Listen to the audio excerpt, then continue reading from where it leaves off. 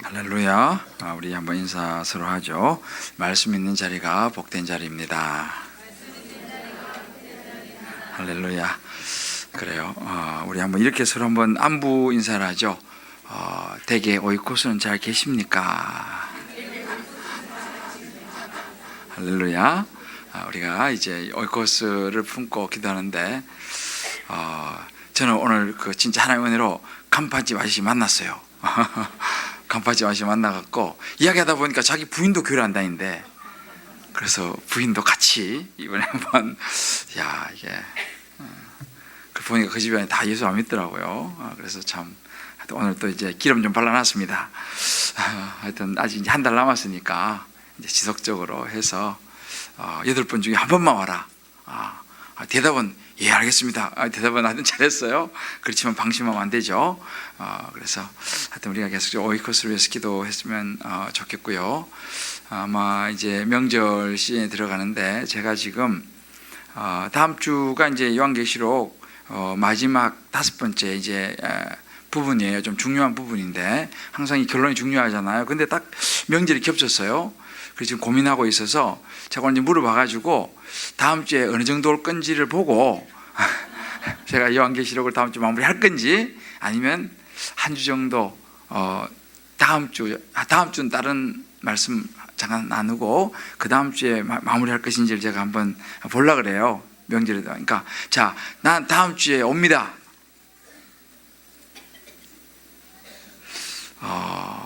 네. 다음 주 어렵겠는데요. 그래요. 일단 그러면 다음 주는, 왜냐면 요한계시록 마무리를 해야 되잖아요, 그죠? 이게 중요한데.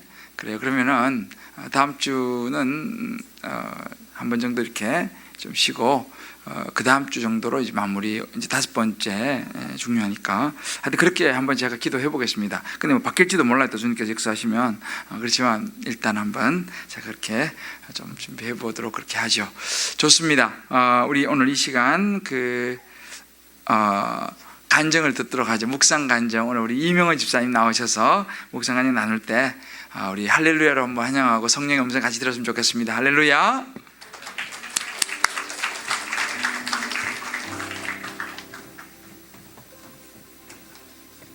제목, 깨닫게 하시는 하나님의 은혜, 하나님의 사랑. 계시록 16장 1절에서 11절 말씀. 질문하기.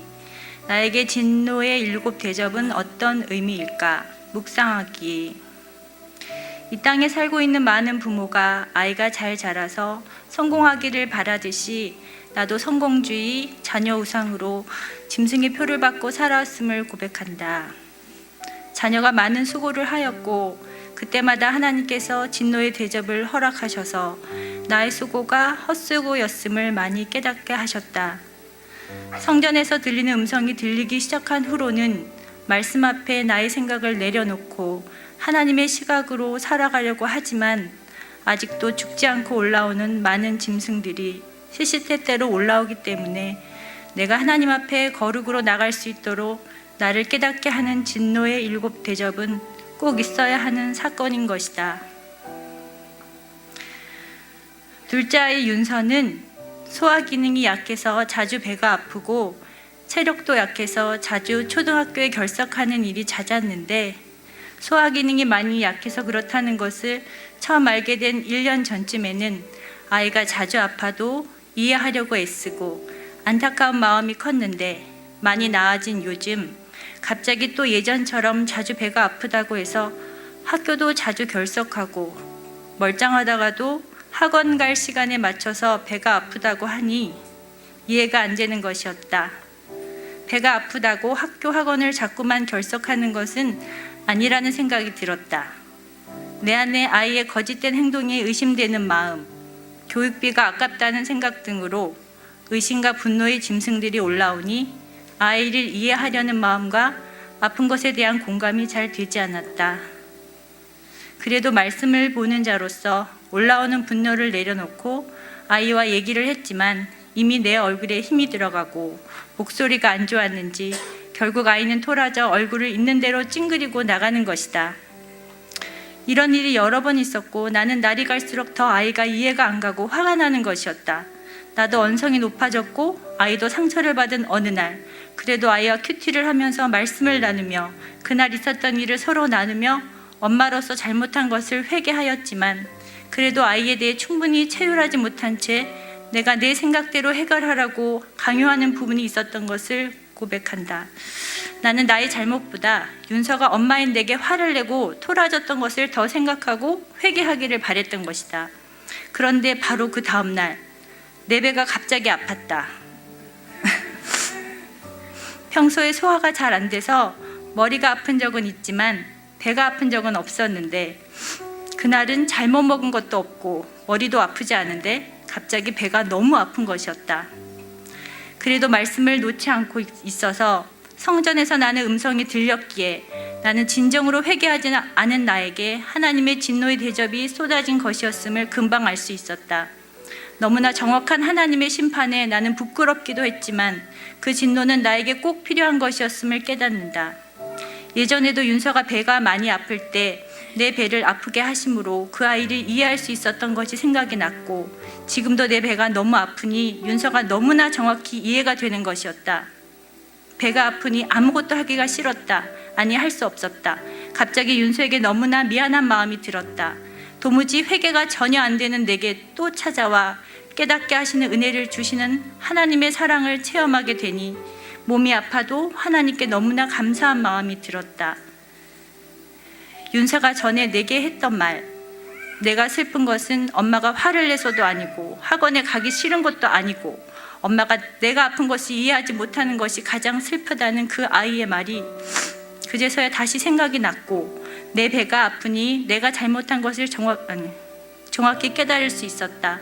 나는 옆에 있던 남편에게 하나님은 정말 멋진 분이심을, 심판하는 것이 참되시고 의로우심을 얘기할 수 있었고, 윤서에게도 하나님은 윤서를 너무 사랑하시는 분이라는 것을 엄마가 이해하지 못해서 미안하다고 진정으로 사과를 할 수 있었다. 내가 회개할 수 있을 때까지 계속해서 쏟아부으시는 하나님의 진노의 7 대접은 사랑이시고 정확한 하나님의 의로우신 심판인 것이다. 내 삶에 찾아오는 모든 사건들이 마땅히 일어날 이름을 깨닫고 사건을 인정하며 사람을 인정하며 나를 바라볼 수 있어야 한다는 것이다. 윤서가 아픈 사건은 내게 말씀하시고자 하시는 하나님의 음성을 듣는 시간이라는 것을 깨달아야 한다는 것이다.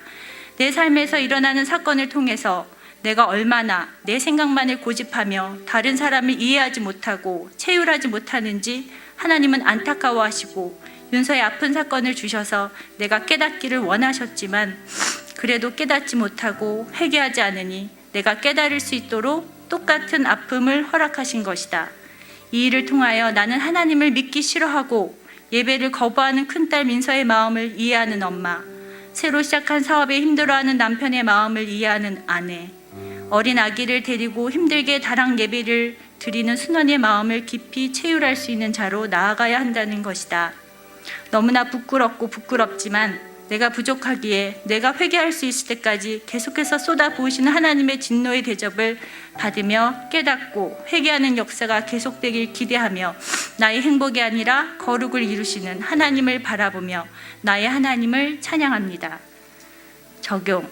아이들의 행동이 이해되지 않을 때, 내 마음에 들지 않을 때라도 그것을 다른 시각으로 볼 수 있도록 노력하며 그래도 널 이해한다, 사랑한다 라는 말을 많이 하도록 하자. 감사합니다.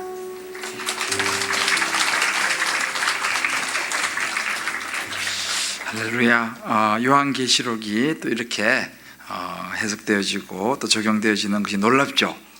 네, 우리가 요한계시록 그러면 너무 어려운 책, 무시무시한 책, 심판의 책, 뭐 이런 글로 우리가 그동안 사실 많이 생각했는데, 사실은 가만히 들여다보면 요한계시록 안에는 정말 생각보다는 어렵지 않은 단순한 하나님의 분명한 메시지가 들어있는 것을 우리가 보게 되고 우리의 삶에 아마 이렇게 가까이 다가오는 말씀이다라는 생각을 아마 여러분들이 요즘 조금씩 느껴가고 있을 것이라 생각합니다. 그렇죠? 네, 요한계시록을 아마 잘 많이 보지 않으셨을 텐데 이제 요한계시록을 보게 되면서 아마 여러분들이 다른 책도 다른 책이지만 하나님께서 그 밤모섬에 갇혔을 때에 그 참 기가 막힌 상황 속에서 사도 요한에게 환상을 보여주시면서 주셨던 많은 이전 일과 현재 일과 장차될 일에 대한 메시지를 주셨는데, 그래서 다른 책들도 다 마찬가지지만 요한계시록은 영적인 안경을 쓰는 시간이라 보시면 돼요, 여러분들이. 그래서 이제 안경이 굉장히 중요하거든요. 어떤 안경을 쓰고 이제 보느냐에 따라서 세상이 많이 달라 보입니다. 그래서 이제 우리가 이 말씀을 보면서 특별히 영적인 정말 어린 양, 죽임당한 어린 양의 그 중요한 핵심 메시지인 이 요한계시록, 그런 영적인 안경을 잘 착용하고 볼 수 있는 저와 여러분 되기를 바랍니다. 그래서 우리 한번 옆에 분하고 이렇게 하면서 격려합시다. 영적인 안경을 잘 착용하고 삽시다. 적과 아군을 잘 식별해야 합니다. 할렐루야. 이거 잘 식별해야 돼요. 이게 어느 게 적이고 어느 게 아군인지 이게 뭐 많이 나오는 데 있잖아요. 이걸 이제 잘 분별하는 거예요, 지금. 그래서 뭐가 용인지, 뭐가 짐승인지, 뭐가 뱀인지 이런 부분에 대한 이 분별이 굉장히 이제 중요하고, 이제 그런 분별의 눈들을 이제 우리가 요한계시록을 통해서 이제 가지게 되는 것입니다. 그래서 이제 우리가 지금 10장, 16장 쭉 이제 보면서 우리의 삶에 일어난 여러 가지 일들에 대해서 이제 다루게 되는데, 여러 가지 재앙들이 지금 이제 쏟아지고 있는 부분들이죠. 그런데 이제 다음 주, 아마 그 다음 주가 될 것 같긴 한데, 이제 17장부터 마지막 22장까지는 이제 이런 여러 가지 삶에 있어서 심판에서 이제 하나님의 마지막 약속, 영광으로 이제 이렇게 넘어가면서 이제 마지막에 되어질 일들을 아마 제가 이제 다음 주에 다룰 거예요. 그러면 그때 이제 우리가 이제 재림 시간이 되면 이제 뭐 간단하게라도 이제 이런 우리가 흔히 많이 들었던 휴거, 재림이 언제 일어나고, 그럼 그때 되면은 뭐 첫째 사망, 둘째 사망 뭐 이런 부분에 대해서 이제 어떻게 신전신지에 들어가는 이런 기본적인 그 뼈대들을 아마 다음번에는 제가 한번 마지막으로 정리를 해드릴까 해요. 제가 이제 이런 부분들은 원래 사역훈련 하면은 제가 이제 이렇게 조금 다뤄주는 부분이긴 한데, 이번에는 이제 요 마무리하면서 다음 시간에 그런 우리가 그 부분은 좀 이렇게 약간 희미하거든요, 사실은요. 근데 그 부분을 조금 이제 정리하면서 새 하늘과 새 땅으로 들어가는 그 마지막 이제 우리 장차될 일들에 대해서 좀 다루려고 이제 합니다. 근데 오늘은 이제 심판에, 우리가 일단 이 땅에 살아가면서 이제 내려진 여러 가지 심판에 대해서, 그런 심판이 올 때 세상 사람들이 어떻게 반응하는가, 이제 삶의 현장에 대한 부분이에요. 오늘 우리가 이제 10장에 16장을 쭉 이제 다루면서 그리고 이제 다시 심판의 뒷부분을 정리하면서 이제 영광으로 넘어가는 것이 다음번에 이제 마지막 다룰 부분인데요. 여러분이 아마 이번에 그 멕시코의 그 강력한 지진을 아마 뉴스를 다 보셨을 것입니다. 그래서 뭐 학교 아이들 해가지고 수백 명이 이제 목숨을 잃는 그런 안타까운 그런 일이 이번에 이제 일어났죠. 근데 우리가 보통 보면 지진이 일어나서 그동안은 지진이 났다 그러면은 뭐 어디 그 중국에 아주 뭐 수찬성이라든지 또 네팔의 어떤 산골 이렇게 좀 이렇게 집이 허술하게 지어진 집이 지진이 나서 막 무너지고 이제 그런 거 우리 많이 봤잖아, 그죠? 그래서 좀 허술한 그런 지역들. 그런데 이번에 그 멕시코는요, 허술한 지역이 아니었어요. 산골이라든지 뭐 허름하게 이런 데 아니고 빌딩 숲이었습니다. 그러니까 멕시코의 그 수도 이 도시에서 지진이 일어났습니다. 그러니까 아파트가 빌딩이 흔들리면서, 정말 이게 진짜 아마 여러분 영상을 보신 분 알겠습니다만, 그 빌딩이 진짜 이렇게 흔들리는 거예요. 아파트가 흔들리면서 막 그냥 툭툭 다 떨어져 내리면서 이제 그런 강력한 지진이었죠. 물론 이제 집안이 좀 약한 데는 뭐 많이 이제 무너져서 이제 그런 봤는데, 그걸 보면서 정말 안전한 곳은 없구나. 허술하게 지은 뿐만 아니라 아파트 단지 또 빌딩 숲들 지진이 나서 흔들리니까 속수무책이더라는 거예요. 잠실도 안전하지 않구나. 그죠? 세상에 안전한 곳은 있을까요? 없을까요? 없습니다. 세상에 안전한 것도 없어요. 우리 그런 걸 보게 됩니다. 이번에 또 미국의 초강력 허리케인 하리, 또 그 다음에 온 게 또 하마, 이 어마어마한 피해를 입혔습니다. 그래서 제가 통계를 보니까 이번에 이 미국의 허리케인이 입힌 피해액이 약 300조 정도 됩니다. 300조. 별로 감이 안 오시죠? 저도 별로 감이 안 와요. 근데 우리나라 1년 예산이 얼마인지 아세요? 우리나라 1년 예산을 찾아보니까 419조 9천억이에요. 올해 419조 9천억. 그러니까 이제 420조라 생각하시면 돼요. 1,000억 모자라는. 그래서 우리나라 예산이 420억인데 이번에 그 피해가 억이 아니 미안합니다. 420조. 그죠? 419조 9천억이니까 약 420조가 우리나라 1년 예산인데 이번에 그 단 며칠 불어닥친 허리케인의 피해가 300조라는 300조. 그러니까 어느 정도의 피해가 큰지 아시겠죠? 우리나라 1년 예산에 거의 육박하는 피해를 단 며칠 사이에. 이게 자연의 힘이에요, 사실은요. 말이 300조죠. 지금 우리가 이런 시대에 살고 있습니다. 지금 또 저 위에 사는 그 젊은 친구는 계속 미사일을 쏘고 핵으로 위협하고 정말 이 전쟁의 소문과 또 며칠 전에는 또 야밤에 또 큰 비행기들이 날아와서 왔다 갔다 하고 요즘 우리 지금 이런 세상에 살고 있어요. 오늘 기사를 보니까 그 엄청난 폭격기가 왔다 갔는데 저 위에 동네 그 젊은 애는 잘 몰랐다 뭐 그런 기사가 나오더라고요. 그래서 그날이 도적같이 오리니 이 본문이 생각이 나더라고요. 모르는 거죠. 여러분 보세요. 이게 우리가 지금 살고 있는 시대잖아요. 뭐가 생각납니까? 뭐가 생각나요? 요한계시록이요 이렇게 얘기하지. 그죠? 요한계시록의 시대입니다. 우리가 지금 보는 일곱 인을 떼고 일곱 대접의 심판이 임하고 여러 가지 이게요. 보세요. 지금 우리가 살고 있는 이 시대의 이야기입니다. 언제 주님이 다시 오실지 알지 못하는 이런 시대 속에서 지금 우리가 기근, 지진, 여러 가지 폭풍, 자연재해들 엄청나게 지금 세상을 뒤엎고 있는 그런 시대. 영적으로 이걸 볼 필요가 있습니다. 우리가 요한계시록에서 지금 이야기하는 거 제가 말씀드렸죠. 우리는 이 말 들으면 이게 무슨 말인가 하지만 사도 요한의 시대는요, 이 편지라지 않습니까? 이 편지를 읽으면서 무슨 말인지 그 당시에 이 성도들은 다 이해했습니다. 바벨론이 뭔가 우리는 모르잖아요, 그죠? 그런데 그들은 바벨론 그러면 다 이해하고 있습니다. 무슨 말인가? 그래서 몇 가지만 좀 말씀을 드리면, 당시에 여기서 가끔씩 바벨론, 무너졌도다 바벨론이요, 이렇게 이제 나오잖아요. 여기서 말하는 이 바벨론은 로마를 상징합니다.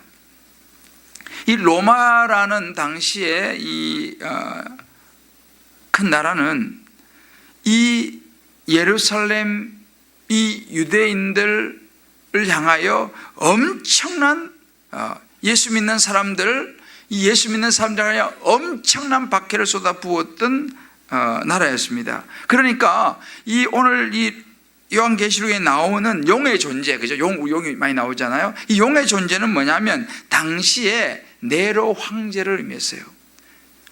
로마의 황제, 가장 힘 있는 그 황제가 용입니다. 지금 용이 제일 큰 짐승으로 나오잖아요. 그러니까 당시에 네로 황제, 이걸 다른 표현은 첫째 짐승이라고 그래요. 첫째 짐승이 나왔다고 말할 때 이것은 당시에 네로 황제를 이야기하는 겁니다.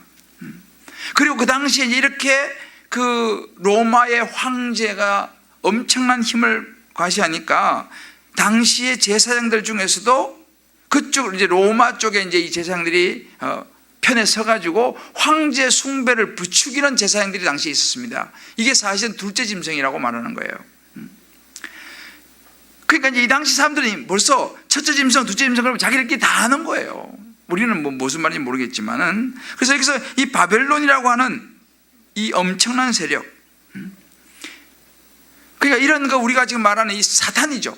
믿는 자들을 끊임없이 박해하고 죽이고 하는 이런 사탄, 그리고 그들과 그 로마에 빌붙어서 황제 숭배를 부추기는 제사장들, 종교 세력, 그 당시에 종교 세력.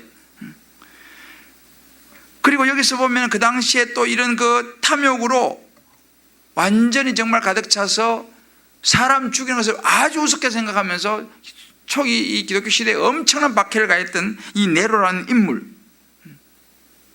이런 인물들이 사실은 당시에 요한계시록에 나타나는 이 인물들입니다.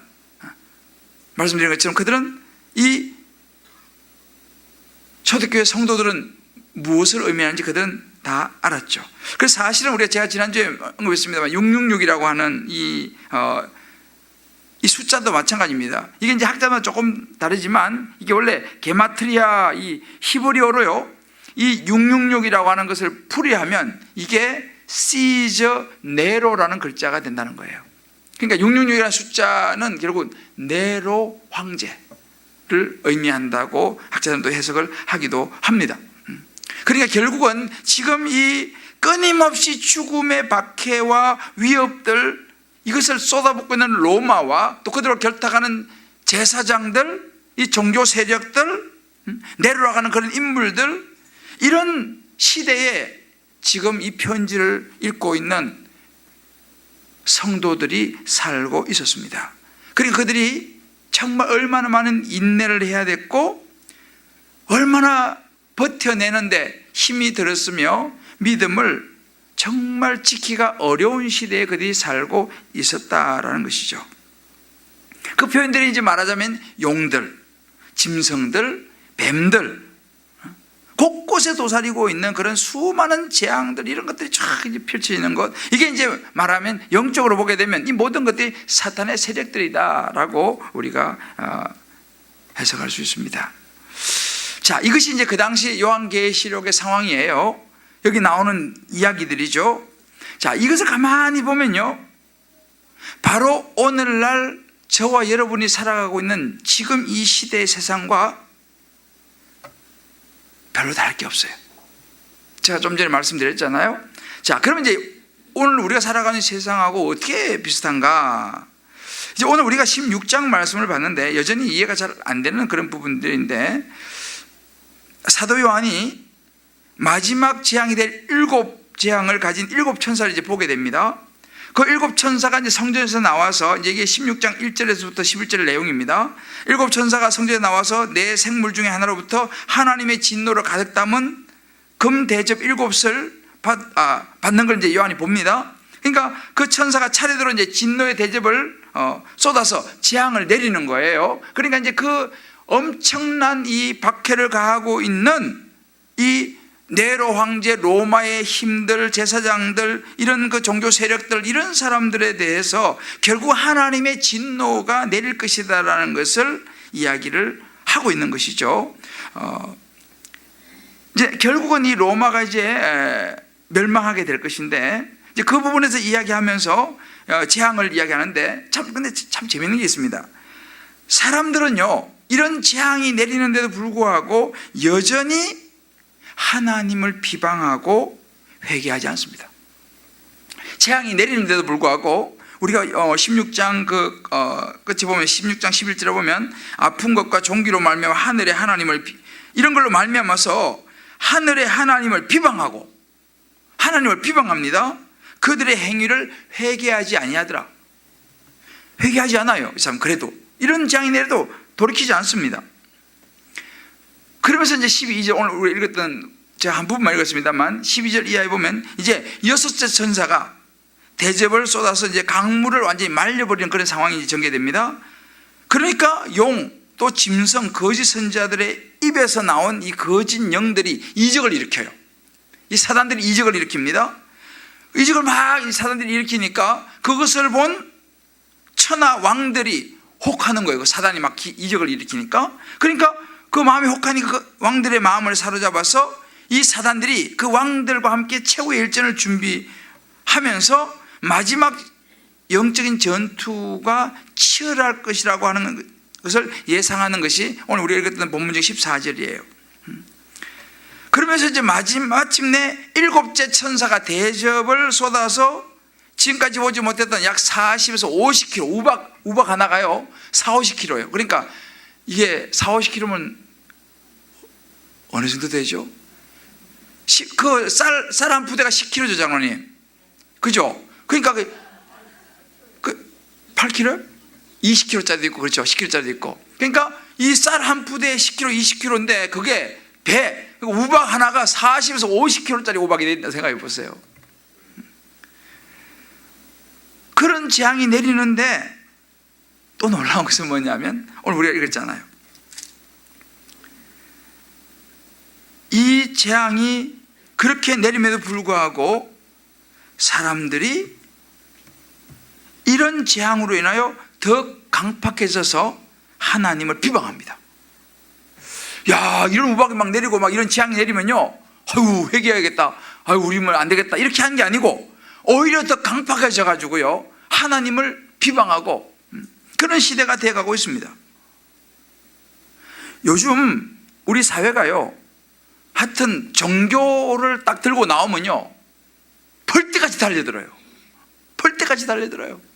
이 사람이 무슨 종교적인 말 한마디 했다 그러면요 가만히 두지 않아요. 정말 내가 이번에도 저는 정치를 잘 모릅니다만은 보니까 그 사람의 능력 그건 중요하지 않아. 그 사람이 창조과학회 회원이라더라, 이거 한마디 가지고 끝나는 거예요. 이 시대가요 정말 종교에 굉장히 예민합니다. 제가 어젠가 오늘 보니까 또 그 유명한 그 박보검인가요? 아주 유명한 그 연예인인데 그것도 SNS에서 한마디 했다가 완전히 지금 융단 폭격을 맞고 있더라고요. 물론 그 박보검 그 연예인이 다니는 교회는 이단이에요, 사실은요. 그 옛날 이초석 그 재림 저기 고스트랑 부드럽고 그랬었죠. 근데 그 이초석 분이 이제 거기에 제일 리더에 보니까 그 집회가 10월 1일. 그건 이단 기도 집회긴 해요, 사실은 보니까. 그렇긴 한데 아무튼 그래 이제 자기까지 거기 그 교회를 다니는 것 같아 보니까. 근데 자기가 거기서 이제 기도회 봅시다 뭐 이런 이제 이야기를 했더니만은 난리가 났습니다. 아무튼 거기는 이단이라서 또 그런 게 있지만 아무튼 지금 이 시대는요 이런 세상이 막 지진이 나고 무너지고 막 이런 것을 보면은 뭔가 좀 경각심을 가지고 야 우리가 좀 뭔가 이거 좀 하나님에 대해서 생각을 해야 되는데 그렇지 않아요. 오히려 하나님 비방하고요 이 시대는 가면 갈수록요 정말 신앙생활이 정말 힘들어집니다. 하여튼 요즘은 점점 한국도 심해져요. 종교 이야기 한마디 했다가는 말도 마세요. 이게 이제 우리가 살고 있는 시대입니다. 무슨 생각이 났어요? 사람들의 마음이 계속 굉장히 광팍해져요. 이 강팍함 그러면요 누구 생각나세요? 구약시대 강팍함의 대명사 누구예요? 그래, 바로왕이에요. 바로왕이 얼마나 강팍했습니까? 9번째 재앙이 내렸는데도 불구하고 조금 돌아서다가 또 마음 변하고 끝까지 포기 안 하다가 마지막에 자기 큰아들 장자가 죽는 재앙이 완전히 임했을 때 그때 손들고 이스라엘 백성들 보내주잖아요. 그래서 출애굽하지 않습니까? 이렇게 강팍해요. 우리가 살고 있는 이 시대가요 점점 하나님의 말씀에 대해서 강팍해집니다. 점점 하나님 앞에서 뭔가 이런 생각을 하지 않고 그러면 그럴수록 종교에 대해서 특별히 기독교에 대해서 얼마나 정말 강력하게 비방하고 나온지 모릅니다. 근데 결국 우리 알아야 돼요. 바로는 성공했습니까? 망했습니까?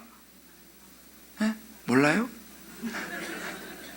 바로 망했어요. 10번째 재앙에서 완전히 망했잖아요. 이스라엘 백성들은 출애굽을 했고 가나안 땅에 들어갑니다. 이게 결론이에요. 여러분 출애굽의 결론이 그거지 않습니까? 요한계시록의 결론이 뭐죠? 결국은 용과 짐승과 뱀들, 사단이 어떻게 하더라도 결국은 예수 믿는 사람은 그들은 하나님의 심판을 받게 될 것이고, 예수 믿는 사람은 마지막에 결국은 승리하게 되고 영원한 새 하늘과 새 땅에 들어가게 될 것이라는 사실을 믿으시기를 주의 이름으로 축복합니다. 출애굽기하고 요한계시록이 똑같아요. 그러니까 우리가 구약과 신약이 똑같습니다. 성경은 다 맥이 통하는 거예요. 그러나 이런 시대 속에서 출애굽기 시대나 또 이 요한계시록의 시대나 우리가 살고 있는 시대나 사실은 똑같습니다. 뭐냐? 영적 전쟁의 시대예요. 우리를 보호하려고 하는 하나님과 어떻게 해서든지 우리를 무너뜨리려고 하는 사단과의 전쟁이에요. 계속 전쟁하잖아요. 그런 재앙 속에서도 또 모세 노래를 부르고 하나님을 찬양하고 예배하는 그런 무리들이 있죠. 그렇지만 끊임없이 박해를 사단이 넘어뜨리는 그런 모습들 우리는 보고 있죠. 이게 이제 그런 이야기예요. 결국은요, 치열한 영적 전쟁입니다. 여러분, 오늘날 제가 말씀드렸죠. 교회를 보십시오. 정말 치열한 영적 전쟁입니다. 이 시대는요, 사단의 목적이 뭐냐? 교회를 무너뜨리는 거예요. 교회를 무너뜨리면 세상은 무너집니다. 사실 마지막 보루가 하나님의 교회인 줄 믿으시기를 바랍니다. 이 시대 마지막 보루가 이제 교회입니다. 그래서 이 교회는 뭐예요? 교회의 핵심에 하나님의 영이 있습니다. 하나님의 영이 중심에 딱 서 있는 한 사단이가 결국은 아무리 이렇게 저렇게 해도 이길 수가 없다는 것을 사단이 알아요. 왜? 교회에서 하나님 말씀이 계속 선포되어지기 때문에, 교회가 살아있는 한은 사단이 결국은 진다는 걸 알기 때문에 끊임없이 하나님의 영을 불어넣어주고 끊임없이 하나님 말씀으로 시대를 분별하게 만들어주고 하는 이런 교회 공동체를 흔들어 놓아야지 자기들이 모든 걸 잡을 수 있다는 것을 압니다. 그래야지 믿음이 무너진다는 것을 사단은 너무 잘 알아요. 귀신의 영이라는 말이 자주 나오지 않습니까? 귀신이 귀신같이 알아요. 정말이에요. 귀신이 귀신같이 알아요. 어떻게 하면 무너지는 것을 너무너무 잘 압니다. 복음이 강력하게 선포되어지는 교회일수록, 예수의 복음을 전하는 교회일수록, 영혼 구원에 초점을 맞추는 교회일수록 사단은 더 교모하게 공격을 한다는 사실을 우리가 알아야 돼요. 오이코스에 집중하는 교회일수록 사단이가 교모하게 공격한다는 사실을 우리가 알아야 됩니다. 이거 분별하셔야 돼요. 모든 교회를 다 공격하는 건 아닙니다. 왜요? 생명의 말씀이 선포되어지고 사단을 분별을 해내고 대적하는 힘을 가진 그런 공동체를 무너뜨려야지 자기들이 득세하니까. 그래서 사실은요, 이게 사단의 전략입니다. 끊임없이 요즘은 하여튼 교회에 대한 부정적인 이야기가 얼마나 많은지 몰라요. 지난주에 말씀드렸지만 지금 한국의 대표적인 청소년 사역자가 2명이나 넘어졌어요. 대표적인 청소년 사역자 1명, 라이즈업이라고 하는 엄청난 그 청소년 사역자들의 대표가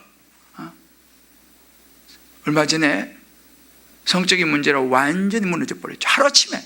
그때 시청 광장 앞에서 그때 뭐 10만 명인가 100만 명인가 기도 집회를 준비하고 있었어요. 그때요. 그래가지고 며칠 남지도 않았어요. 시청 광장에서 하여튼 뭐 100만인가 하여튼 그래가지고 그 전에 준비 다 해놓고 이제 며칠 안 남았어. 이번 주인가? 하여튼 며칠 남겨두고 그 문제가 뻥 터졌어요. 그 대표가. 그래가지고 뭐 하루아침에 그냥. 그래서 그 기도 집회 대회가 무산됐잖아요. 보세요. 그때 얼마나 많은 청소년들과 수많은 사람들이 아마 상처를 받았을 것입니다. 그거 준비하느라고 얼마나 쫓아다니는지 몰라요, 우리 애들이요. 고등학생들이 얼마나 쫓아다니고 전도하고, 교회 찾아다니면서 이번 기도 집회 와주세요, 이거 엄청 했어요.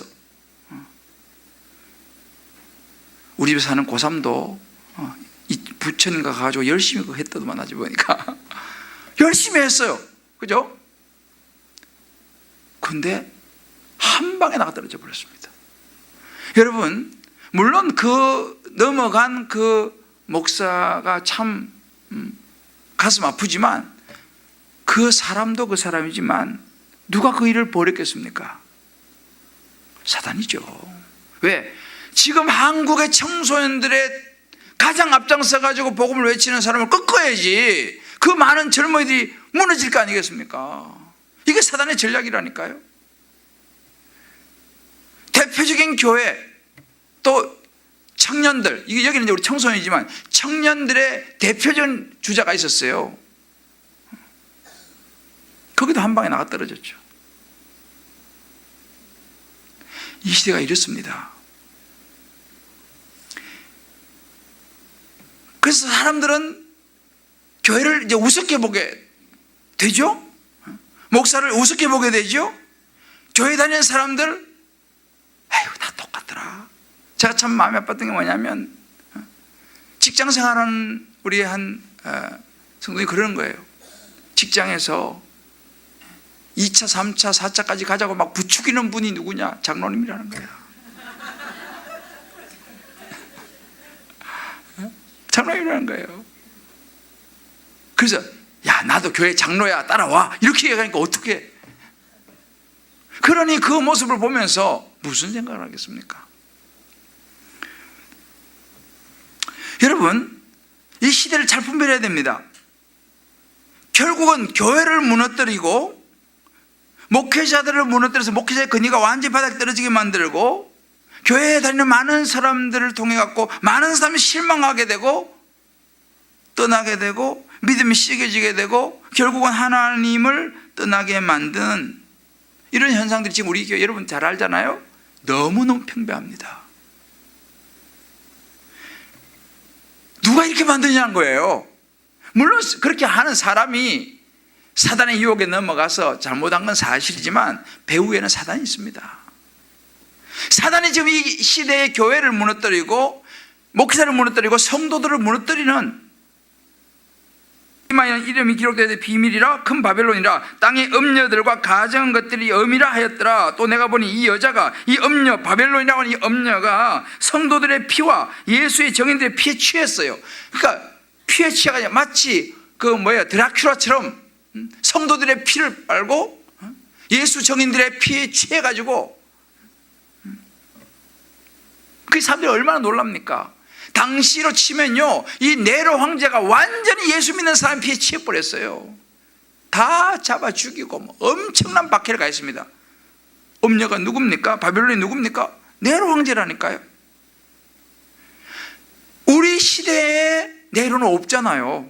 그죠? 우리 시대의 바벨론이 뭡니까? 지금 우리 시대의 음녀 바벨론 네로 황제는요, 끊임없이 성도들의 피를 취하고 예수의 정인들의 피를 취하고, 그러니까 끊임없이 믿음으로 살려고 하는 성도들을 무너뜨리고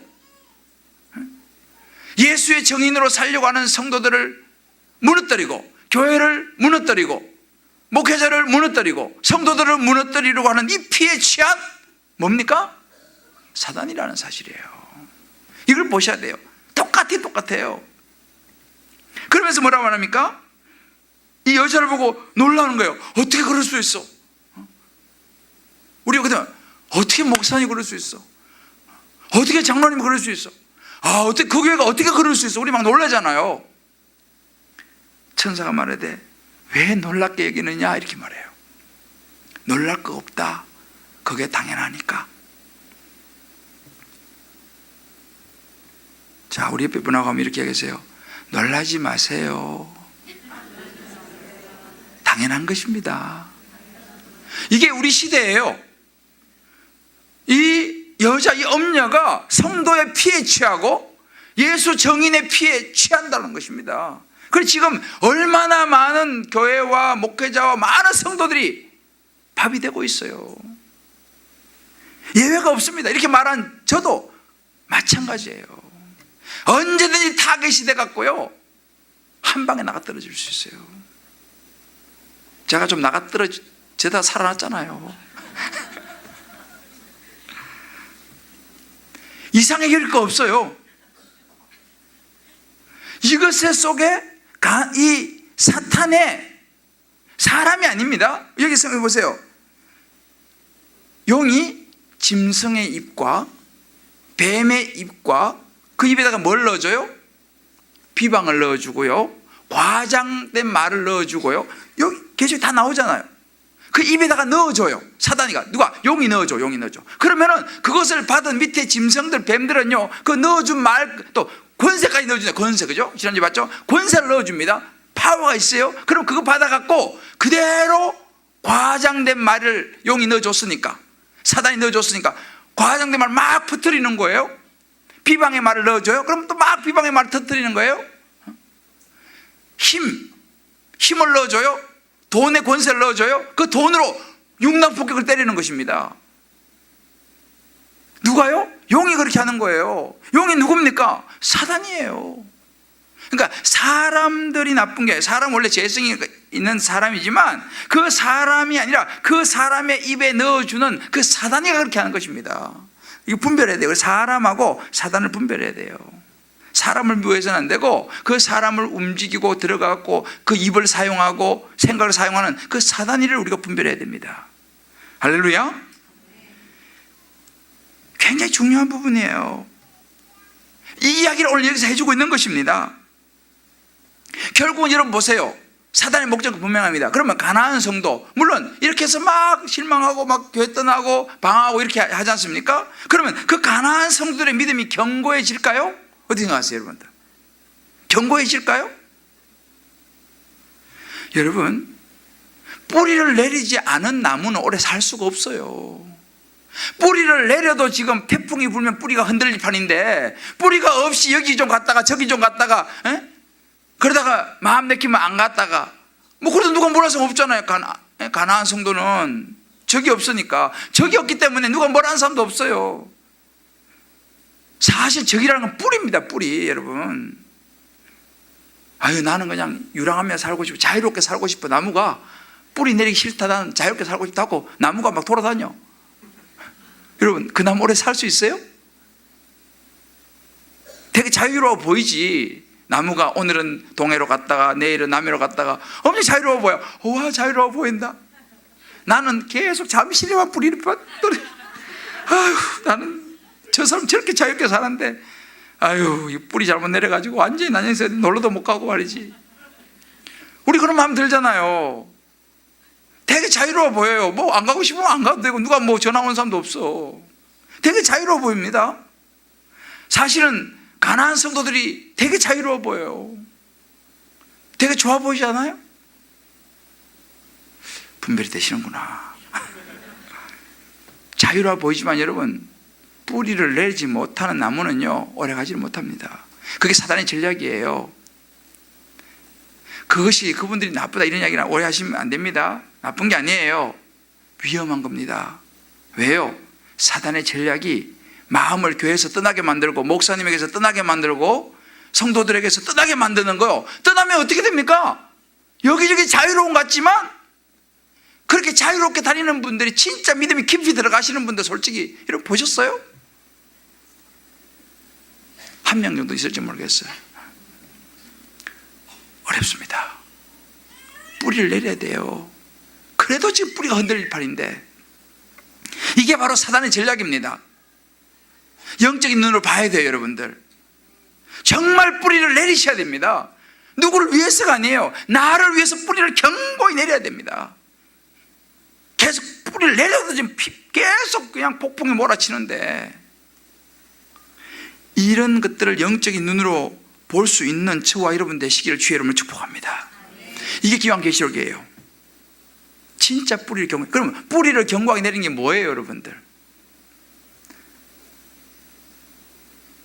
주일날 와서 예배 한번 드리고 가는 거 좋은 거예요. 근데 여러분, 그렇게 해가지고 뿌리가 깊이 내리지 않아요. 사실은 뿌리가요, 여러분들 큰 나무를 보시면요, 이게 파보면 뿌리가 어떻게 돼 있어요? 어떻게 돼 있어요? 서로 막 얽혀 있어요. 이게 얽혀 있어.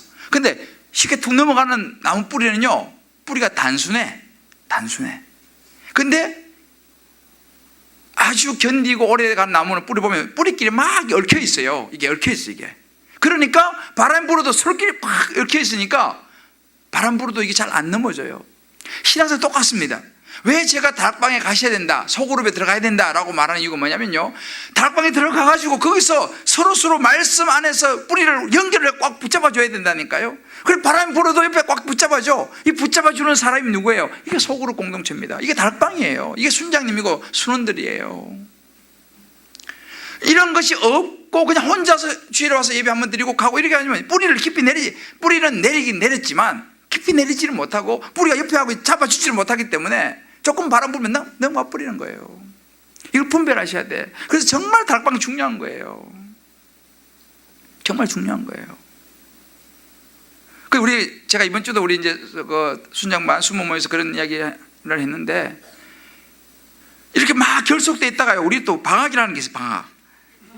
방학이 이걸 풀어, 이거를. 방학이면 이제 다락방 안 모이잖아요. 이거 풀고 그냥 각자 또 이제 좀 자유롭게, 그때 많이 넘어지더라고요. 내가 보니까 이걸 풀면 안 되니까. 그렇잖아요. 이게 정말 영적인 원리입니다. 그래서 사실은 왜 소그룹에 들어가야 되냐, 나를 지키려면 소그룹에 들어가야 돼요. 뿌리를 내려야 되니까. 여러분, 이것이 우리가 살고 있는 영적 시대입니다. 놀랄 거 없어요. 놀랄 거 없어요. 죄송하지만 제가요, 우리 이제 요즘 여러 가지 이제 이런 현상들을 보면서 참 제가 마음이 좀, 세상 사람들은 그런다 하지만 좀 마음이 좀 힘들었던 게 뭐냐면요, 우리가 이제 전에는 수요 예배가 있었어요. 수요 오전 예배가 좀 있었잖아요. 그죠? 한동안 한 2년 했어요. 우리 수요 오전에 어머니 이렇게 기도회처럼 하다가 나중에 이제 오전 예배 이렇게 했는데, 그게 없어요. 그게 이제 못하게 됐죠. 그 왜 못하게 됐냐? 하여튼 뭐 지나간 옛날 이야기니까. 장로님이 교장 선생님으로 부임을 한 거예요. 난 너무 좋아가지고, 장로님이 오셔서 너무 할렐루야 감사합니다 막 감격했는데, 그 장로님이 와가지고 수요일 오전에 예배를 못 드리게 하네. 예배 못 드리게 하는 건 아니고 수요일 오전에 여기를 개방할 수 없습니다 딱 해버렸어요. 내 마음이 엄청 상했어요. 장로님이 오시면 예배 더 잘 드리게 해주셔야지. 믿는 분이 교장으로 오시니까 더 핍박이 많은 것 같아. 그래서 내가 그러면 안 되는데 어떤 시절 그려주냐면, 제가 처음 왔을 때 불교 신심이 깊은 교장 선생님이 있었어요. 그분은 참 좋았어요. 이분은 그 여자 교장 선생님이었는데 너무 사람이 좋아. 수요예배가 있는지 새벽대인지 몰라. 이분은 몰라. 그래서 땄단동에 한 번씩 초청하면 또 와요. 와가 또 초청하면 또 일어서요. 이분이 또 얼마나 고마운지 내가 그냥. 그분이 떠날 때는 저한테 와서 기도받고 갔다니까요. 그날 그래서 지금도 그 불교 신심이 깊은 교장 선생님이 그리워. 어떻게 하다 이래 된지 모르겠어요.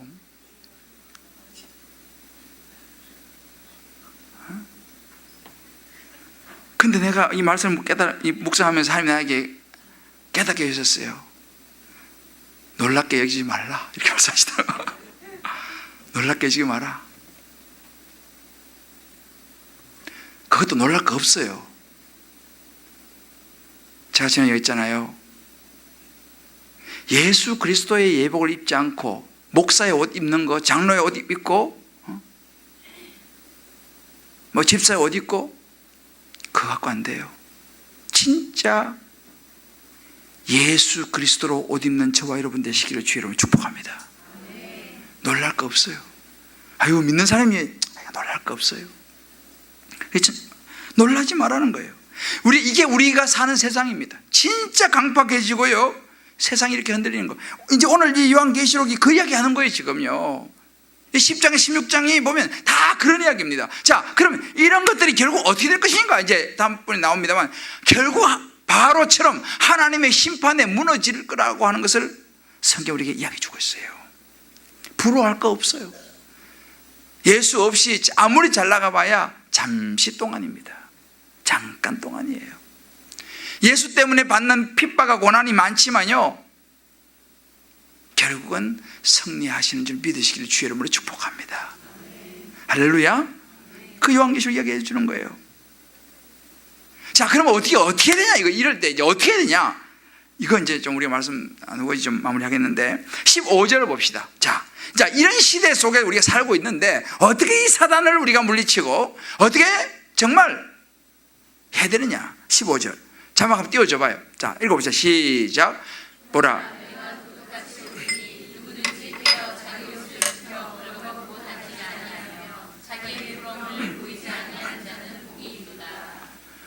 아멘. 보라, 내가 도둑같이 오리니 누구든지 깨어 자기 옷을 지켜 벌거벗고 다니지 아니하며 자기의 부끄러움을 보이지 아니하는 자는 복이 있도다 그랬습니다.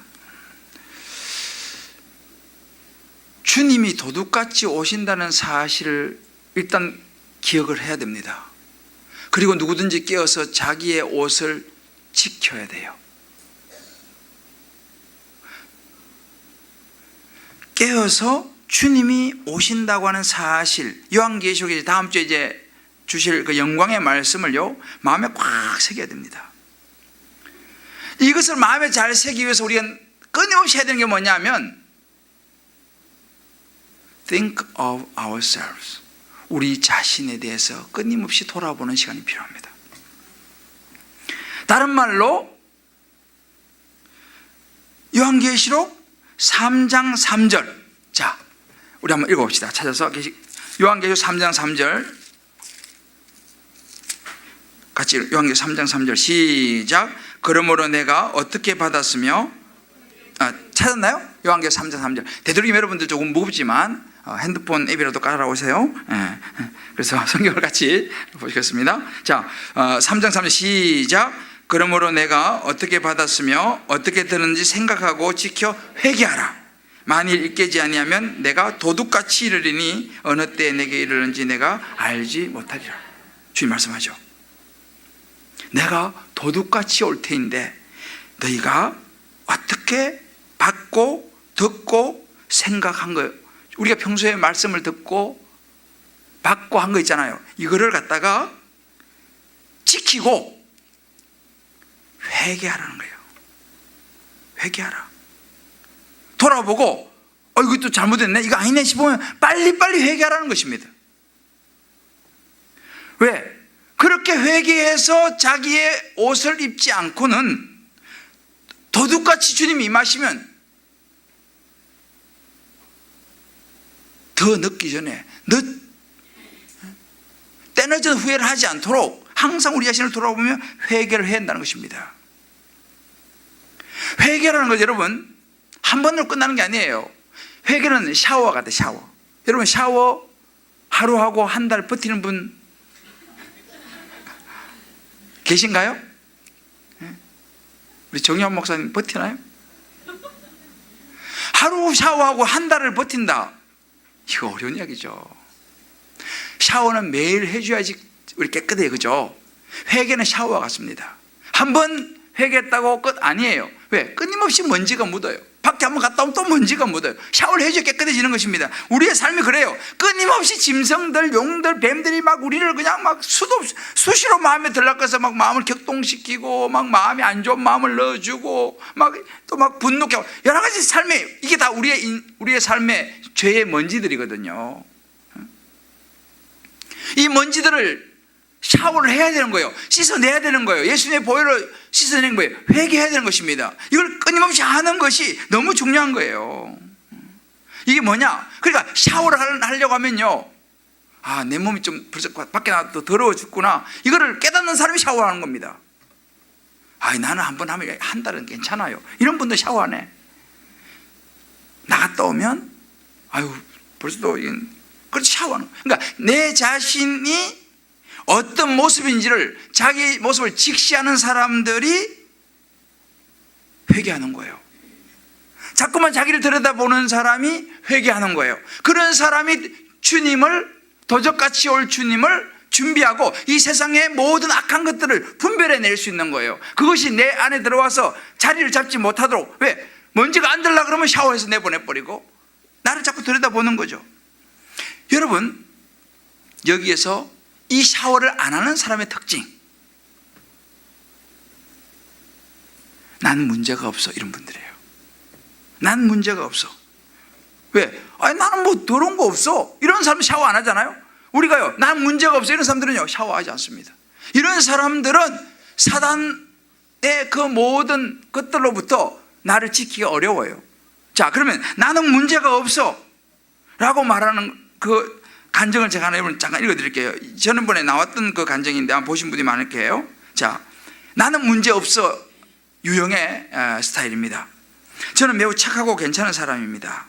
어릴 적부터 부모님 말씀에 순종하고 집안은 윤택했습니다. 성적은 최상위권에 속하고 리더십도 있어서 고등학교 3년 동안 학급 반장과 전교 부회장을 맡았습니다.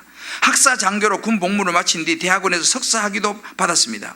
사회생활을 시작하며 대기업보다 연봉을 훨씬 많이 주는 직장에 들어가서 제 인생은 탄탄대로를 달린 것 같았습니다. 이처럼 제게는 고난이 없고 주님을 찾을 일도 없었습니다. 더군다나 구원에는 관심도 없었습니다. 뭐 구원에 관심이 있으면 뭐예요? 너무 잘 나가는데. 오직 내가 하면 모든 게 잘 될 거야를 노래 불렀습니다. 진짜 잘 됐잖아요. 만일 제가 결혼만 하지 않았다면 모든 것이 완벽했을 것입니다. 결혼만 해서 완벽했는데. 아내와 처음 만난 순간 결혼을 예감하고 2년간의 연애 끝에 혼전 임신으로 결혼식을 올렸습니다. 그러나 결혼만 하면 행복이 가득하리라 믿은 저는 임신과 출산으로 아내가 힘들어하는 모습은 보지 못한 채 출근할 때 밥을 차려주지 않고 와이셔츠를 다리에 놓지 않고 퇴근해도 따뜻하게 맞아주지 않는 모습만 눈에 들어왔습니다. 그래서 난 이렇게 훌륭한 남편인데 너 때문에 결혼 생활이 힘들고 재미없다를 노래 불렀습니다. 그리고 즐겁고 행복하게 살고 싶다를 외치며 밖에서 사람들과 어울리며 자정이 넘도록 술을 마시고 틈만 나면 다른 여자들을 만나 유흥을 즐겼습니다. 그렇게 결혼 후 5년 동안 다른 여자와 만나다가 아내에게 3번 걸려도 상사회 갈등으로 직장을 그만두게 되어도 대학원 박사과정을 거치며 경제적인 수입이 없어져도 부모님을 모시고 살면서 불화가 생겨도 나는 문제 없어를 노래 불렀습니다. 자기는 문제가 없는 거예요. 자기는 너무 완벽하잖아요. 그런데 지금의 교회로 인도를 받은 후 말씀을 들으며 문득 혹시 내 잘못도 있나? 살펴보니 처음으로 살펴본 거예요. 혹시 나에게 또 문제가 있나? 살펴보니 마음속 끝이 보이지 않는 무적행 같은 암흑이 느껴졌습니다. 제게 선한 것이 하나도 없음을 고백하니 하염없이 눈물이 쏟아졌습니다. 내 죄를 깨닫고 잘못을 인정하니 문제 아내는 없고 문제 남편만 있으며 나는 훌륭하지 않고 오직 주만 거룩하시다는 것과 아내를 만나 가정을 이루게 해주신 주의 일이 의로우심을 알게 되었습니다. 지난날의 잘못을 돌이켜 이제는 말씀 안에서 아내를 사랑하라는 주님의 명령에 순종하고 하나의 언어로 구원의 기쁨을 노래 부를 수 있기를 소망합니다. 할렐루야. 이 사람의 문제가 뭐예요? 나는 문제가 없어. 이런저런 일을 다 하면서도 나는 문제가 없어. 이것이 가장 큰 문제였어요. 제가 이 그 간증을 읽으면서 이야, 바로 이거구나. 나는 문제가 없어. 나는 문제가 없어. 나는 이렇게 이런저런 걸 다 하면서도 나는 문제가 없어. 너가 문제야. 이런 사람은 사단이 분별이 될까요? 안 될까요? 사단이 분별되지 않습니다. 나는 문제가 없다고 생각하는 사람은요, 사단이 분별되지 않습니다. 순간순간 우리가 넘어지고 유혹당하고 나도 모르게 죄 짓는 이 모든 것들로부터 솔직해져야 돼요. 하나님, 오늘도 제가 이렇게 넘어졌네요. 또 이렇게 유혹을 당했네요. 하나님 앞에 우리 솔직한 모습을 내어놓고 날마다 회개하면서 십자가 보혈의 샤워를 해야 될 줄을 믿습니다. 할렐루야. 이것이 이 시대의 사단들과 싸워 이기는 거예요. 완벽할 수는 없잖아요. 죄를 지을 수 있죠. 그러나 빨리 자신을 돌아보고 하나님 앞에 회개하고 빨리 다시 일어서야 되는데, 거기서 합리화하고 나는 문제가 없어.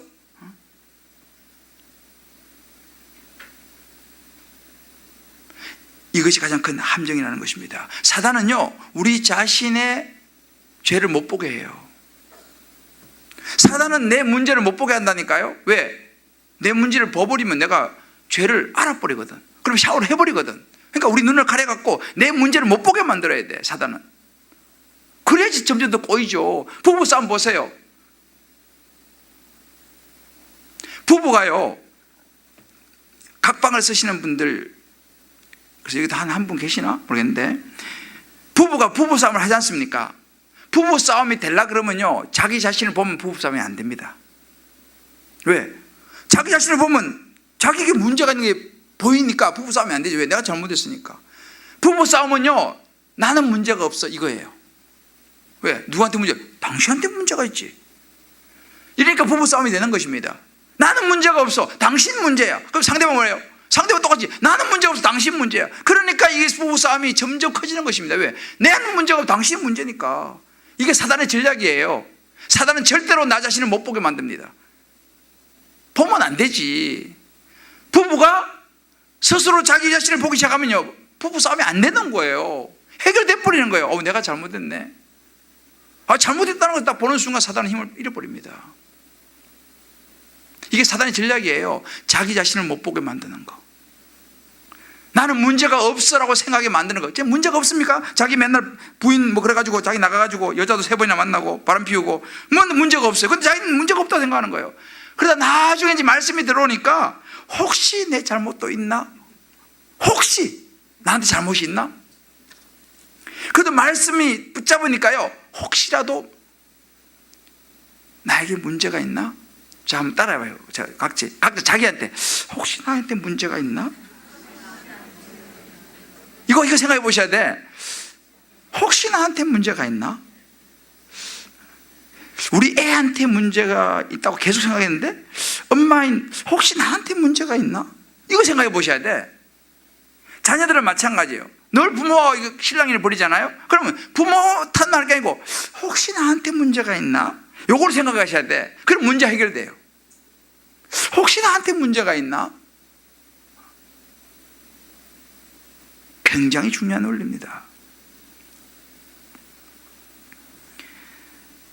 내가 도둑같이 우리 누구든지 깨어 자기 옷을 지켜야 됩니다.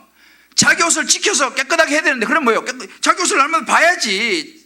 남의 옷이 때 묻은 것만 나만 보고 있으니 자기를 어떻게 지킵니까? 자기 옷이 더러운지를 봐야지 샤워를 할 거 아니겠어요?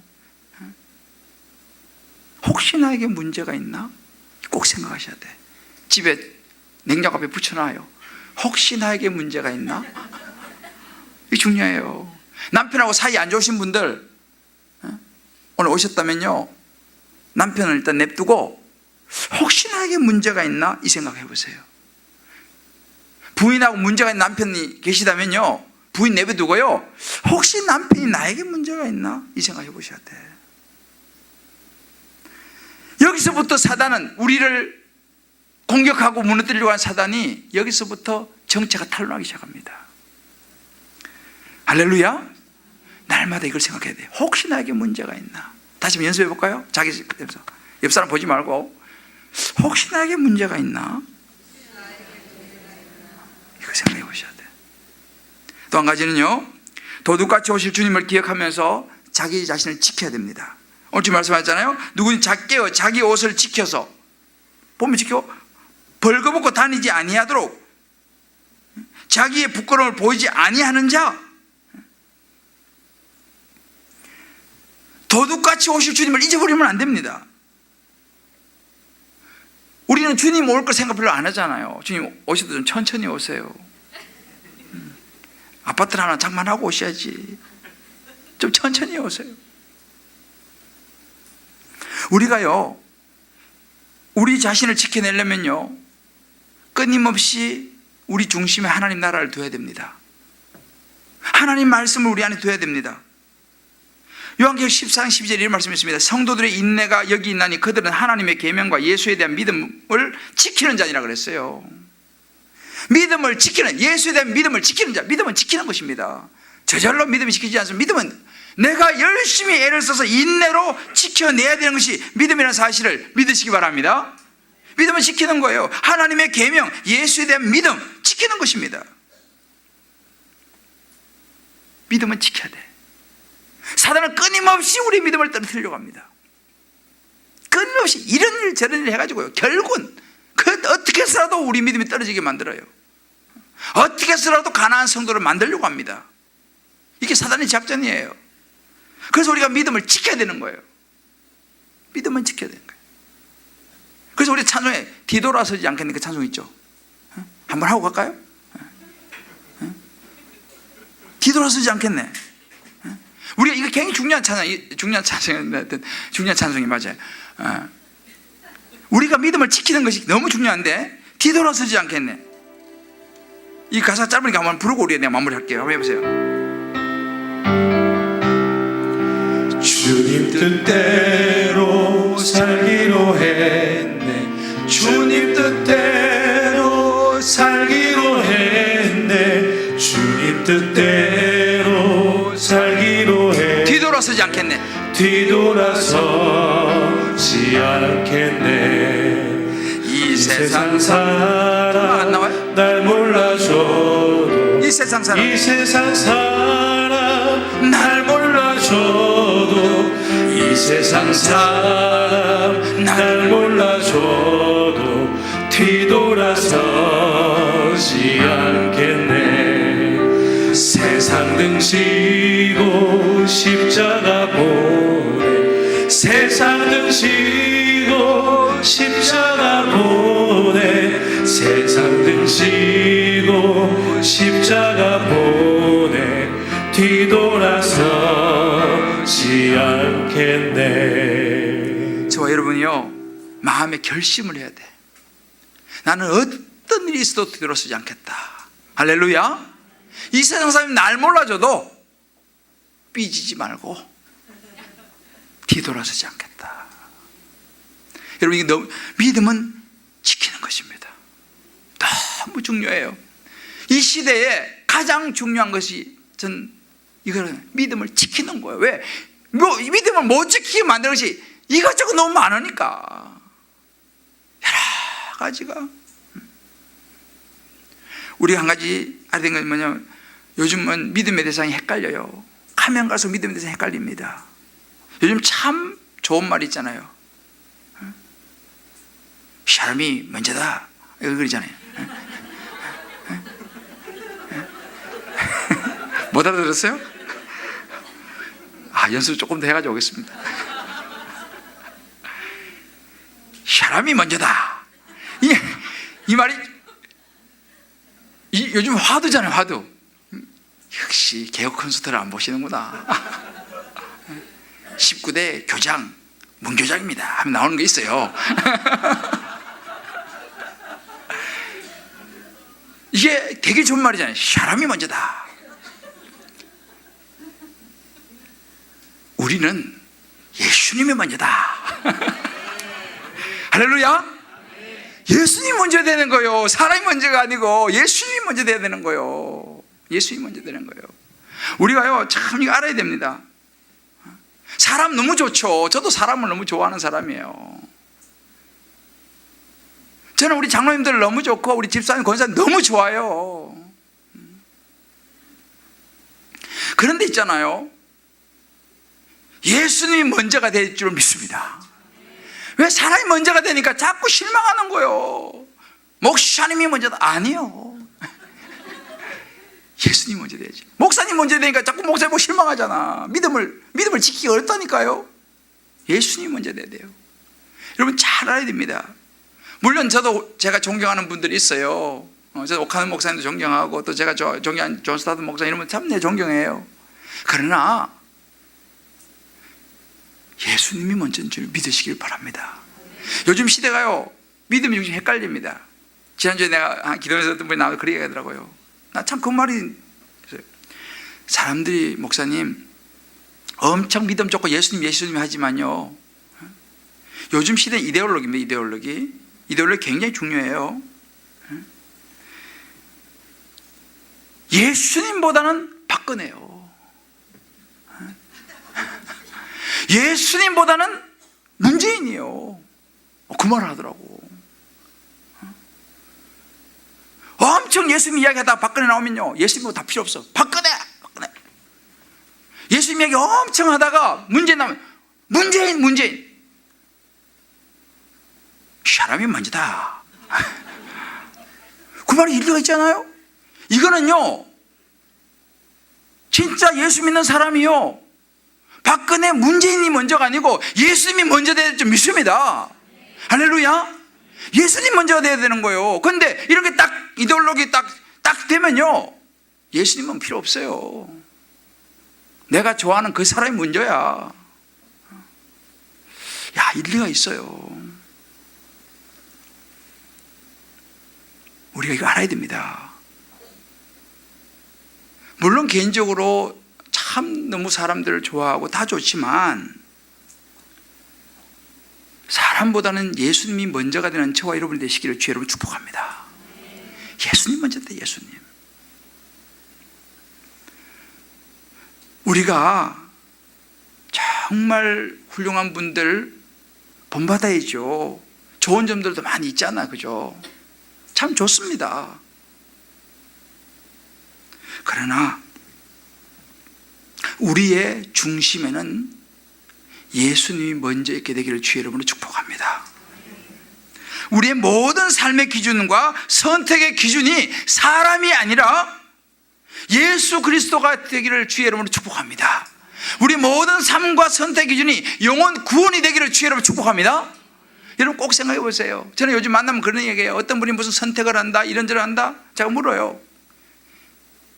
인간적인 생각입니까? 영혼 구원에 정말 도움이 돼서 그걸 선택합니까? 내가 물어봐요. 아니면 섭섭해서 인간적으로 그렇게 선택하십니까? 진짜 내가 이걸 선택하면 내가 힘들어도 영혼이 구원될 것 같다, 예수님이 기뻐하실 것 같다, 이것 때문에 선택하십니까? 제가 물어봐요. 여러분들에게 한번 물어볼게요. 저 자신에게도 물어봅니다. 내 모든 선택의 기준은 뭐냐는 거죠. 사랑하는 성도 여러분, 시간이 너무 빨리 가네요. 우리가 정말 그 날이 도적같이 이룰 줄 너희는 모르느냐. 늘 깨어있으라, 잠들지 말아라, 주님과 동행하라. 그 찬송 있잖아, 그죠? 저는 옛날 찬송을 좀 주로 많이 아는데, 우리 찬송하면 아마 여기 이제 아시는 분이 젊은 분들은 잘 모를 텐데, 그 날이 도적같이 이를 줄, 이 찬송 알죠? 모르시네, 대충.